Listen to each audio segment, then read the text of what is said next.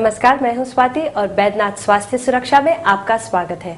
दोस्तों, आपके पत्र हमें प्रतिदिन प्राप्त हो रहे हैं, तो चलिए सबसे पहले हम बात करते हैं एक ऐसी बीमारी की जो आजकल की दौड़ भाग भरी जिंदगी में कॉमन सी बात हो गई है। जी हाँ, हम बात कर रहे हैं हेडेक की और आज हमारे साथ हैं doctor Gupta. Doctor Gupta, welcome to our studio.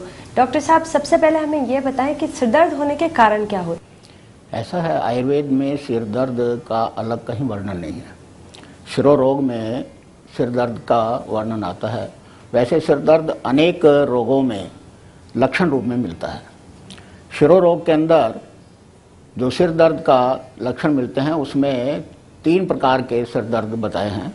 एक अनंतवात, एक अर्धावेदक और तीसरा है जो सूर्यावर्तक। अर्धावेदक वो है जो कि हमारे सर में आधा सर में दर्द होता है, कहीं बाईं तरफ या दाईं तरफ। और जो सूर्यावर्तक है वो जब सूर्य उठता है उस समय दर्द शुरू होता है और जैसे जैसे सूर्य बढ़ता है 12-1 बजे तक सर का दर्द बहुत बढ़ जाता है और उसके बाद में शाम को जैसे जैसे सूर्य ढलता है वैसे वैसे दर्द भी हमारा कम होता चला जाता है। अनंतवात तीसरा सर दर्द है जो कि हम आजकल के माइग्रेन में भी ले सकते हैं। इसमें हमारे सर में इस प्रकार की पीड़ा होती है जैसे कि कोई हथौड़े से मार रहा है। ऐसा लगता है जैसे सर में इतना दर्द है कि हम उसको दीवार में अपना सर मारें तो हमें कुछ आराम मिले, लेकिन उससे दर्द मिटता नहीं है। तो ये एक प्रकार का अनंतवात जो हमारा माइग्रेन है उसके अंतर्गत आता है। इसमें एक दर्द और है जो कि हमारे कनपट्टी में जो है वहाँ से दर्द उठता है और उसको हम बर्दाश्त नहीं कर पाते हैं। वो कभी बाईं कनपट्टी पे या कभी दाईं कनपट्टी पे ये दर्द होता है। तो इस प्रकार से सर के दर्द के जो वर्णन आयुर्वेद में है वो केवल 3 रूप में हमें मिलते हैं। बाकी जो आधुनिक रूप में हमारे वो लक्षण रूप में सर का दर्द होता है। जैसे किसी को अगर ब्लड प्रेशर हाई हो गया है तो भी सर में दर्द होगा, किसी को भूख लग रही है तो भी सर में दर्द होगा। वास्तव में सर का दर्द वात प्रकोप की वजह से होता है। वो वायु का प्रकोप किसी भी कारण से हो सकता है। हमारे भूखे रहने से, हमें ज़्यादा व्यायाम करने से, परिश्रम करने से, हमारे ज़्यादा जागने से, रात्रि में हमें अधिक काम करने से, इन सब कारणों से सर का दर्द हो सकता है। डॉक्टर साहब, देखा गया है कि कुछ लोगों के कंपैरिजन में बाकी लोगों को सिर दर्द ज्यादा होता है या दे मोर प्रोन टू हेडेक्स, तो उन्हें किस तरह की सावधानियां बरतनी चाहिए? सबसे पहले तो यह है कि उनको जो सर दर्द होता है उसका कारण क्या है।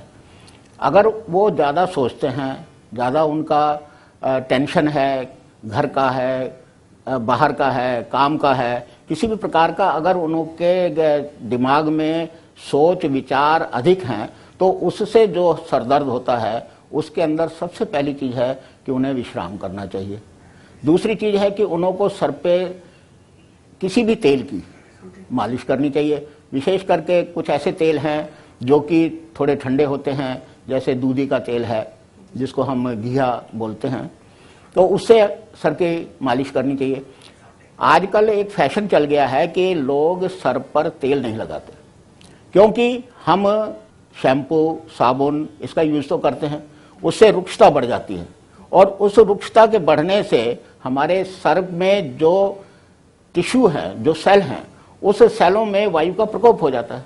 तो वो वायु के प्रकोप के कारण से वहाँ पर वो एक प्रकार से उन सेलों में एक गति जो होनी चाहिए वो नहीं होती और उसकी वजह से सर का दर्द बना रहता है। तो मैं ऐसी आपको सलाह दूंगा कि आप अगर सर में तेल लगाएं तो मैं गारंटी से कह सकता हूं कि लोगों को 50 to 60% सर के दर्द नहीं होंगे। डॉक्टर साहब, क्या आयुर्वेद में कोई ऐसी औषधियां हैं जिसके द्वारा या जिसके सेवन से सिर दर्द से निजात पाया जा सकता है? ऐसा है कि सर के दर्द में दवाइयां तो बहुत हैं जो कि सामान्य रूप से हमारे जो सर में दर्द है वो वायु का कारण है। तो हमें वायु को शांत करने के लिए हमें कोई भी स्निग्ध औषधि का भी सेवन किया जा सकता है। जैसे अनेक प्रकार के घी हैं, ब्राह्मी घृत है, या अगर कुछ भी नहीं है तो जो हम देसी घी की जलेबी होती है उस देसी घी की जलेबी का दूध में मिला करके यदि सेवन करें तो अनेक प्रकार के सर के दर्द दूर हो सकते हैं। तो दवाइयों के अंदर अगर आप जाएंगे तो श्रेयशूल वज्र रस है, गोदंती मिश्रण है, वो सर के दर्द में काम करता है। अनेक ऐसी दवाइयां हैं जो कि सर के दर्द में काम करती हैं, लेकिन सबसे बड़ी चीज है कि सर के दर्द का कारण क्या है। आयुर्वेद सर के दर्द का कोई इलाज नहीं करता, पेन किलर आयुर्वेद में नहीं है, लेकिन आयुर्वेद में सिर्फ उसका कारण है।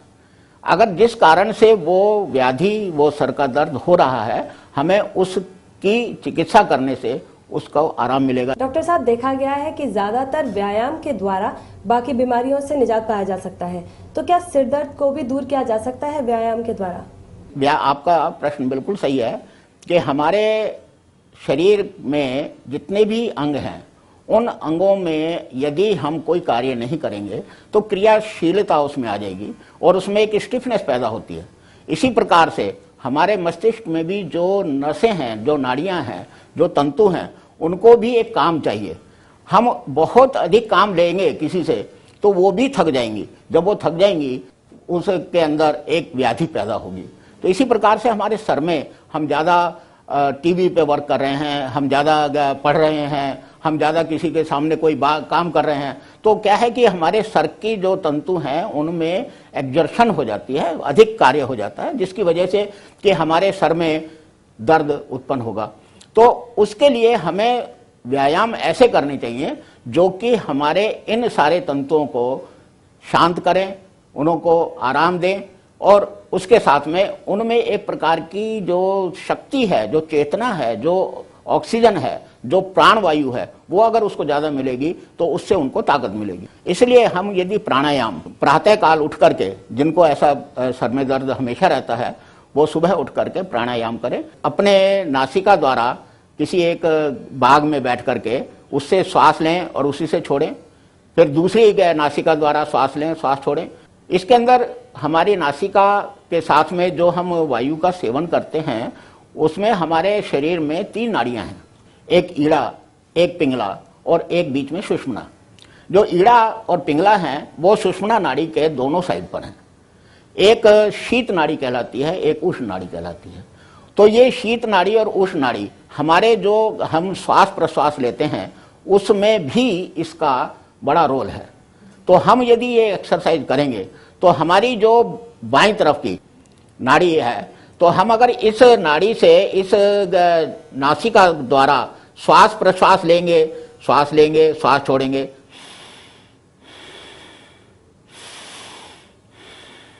तो ये ईड़ा नाड़ी जो शीत नाड़ी है उसका कार्य होगा और उससे हमें ईड़ा नाड़ी के अंदर एक प्रकार की गति पैदा होगी और उससे वो नाड़ी कार्यशील होगी। इसी प्रकार से हम बाईं अंगूठे से बाईं नासिका को बंद करके दाईं नासिका से श्वास लेंगे और श्वास छोड़ेंगे, ऐसे।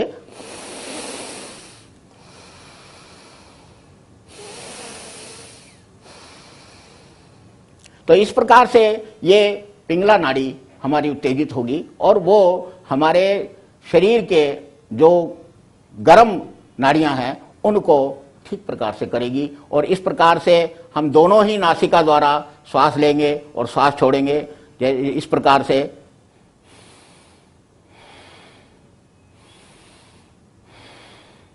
ये श्वास प्रश्वास हम 5 मिनट से 10 मिनट तक यदि करेंगे तो इससे हमारे शरीर में प्राणवायु अधिक मात्रा में जाएगी और वो प्राणवायु सीधी नासिका द्वारा हमारे मस्तिष्क में जाएगी। तो हमारा जो मस्तिष्क है उसमें जो नाड़ियां हैं, उसके जो तंतु हैं, वो तंतुओं को एक प्राण वायु मिलेगी, एक ऑक्सीजन मिलेगी, एक शक्ति मिलेगी और उससे जो उसमें एक प्रकार से लथार्जिक पना, जो उसमें कमी आई है, जो उसके अंदर एक शिथिलता आई है, वो दूर होकर के और वो नाड़ियां ठीक होंगी। और इस प्रकार का व्यायाम यदि हम करें तो उससे सर का दर्द बहुत आराम मिलेगा। ये सामान्य इसका वो है। थैंक यू डॉक्टर गुप्ता, आपने हमें सर दर्द के विषय पर जानकारी दी, उसके लिए बहुत बहुत धन्यवाद। तो दर्शकों, आपको हमारा ये कार्यक्रम कैसा लगा? अपने सुझाव, अपने प्रश्न आप हमें इस पते पर लिख सकते हैं। हमारा पता है